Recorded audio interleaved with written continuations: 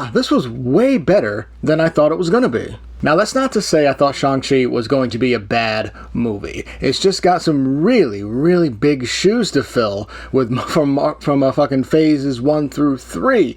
But I think phase 4 started with a bang. Then again, phase 4 already kind of started with the Disney Plus TV shows. The movie part of phase 4 started with a bang. Let's go with that. Shang-Chi and the Legend of the Ten Rings is overall very well acted, especially from the lead, the main villain, Awkwafina.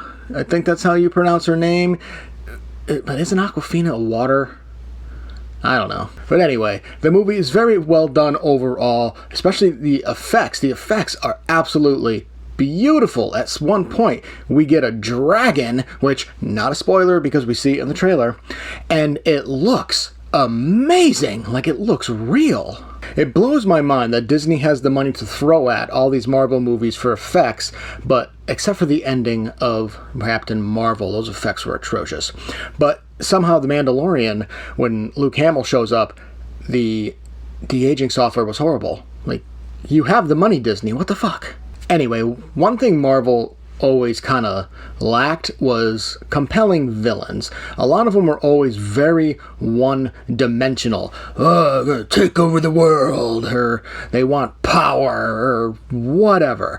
All the villains are overall pretty much the same. And yes, the main villain in Shang-Chi kind of started like that, but he evolved into wanting something else, and it turned him into an actually compelling and well thought out villain. The cuts in and out of the backstory during Shang-Chi and his sister's younger years and the training, those were actually genuinely interesting. They did not feel like they were forced in there like many cutscenes can be, so I applaud Marvel for that. And then there's the fight scenes, which, wow, very well done.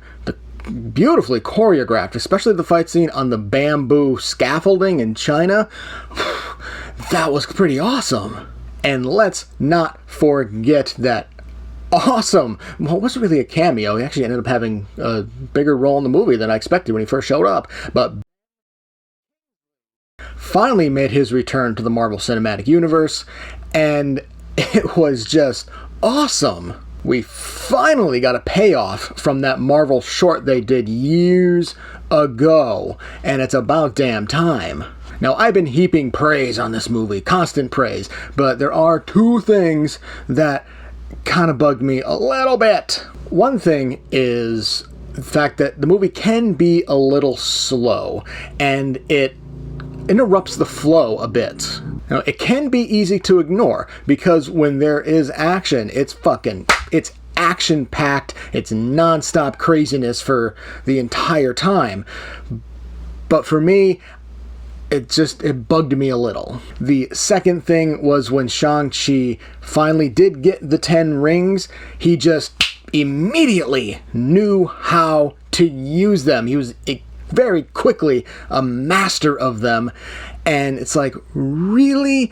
I know you were trained by your father, and you had a little training as a kid for like movements with your mother, and your mother's sister helped you a little bit when you arrived, but are you really going to be able to master these mystic, magical things in seconds?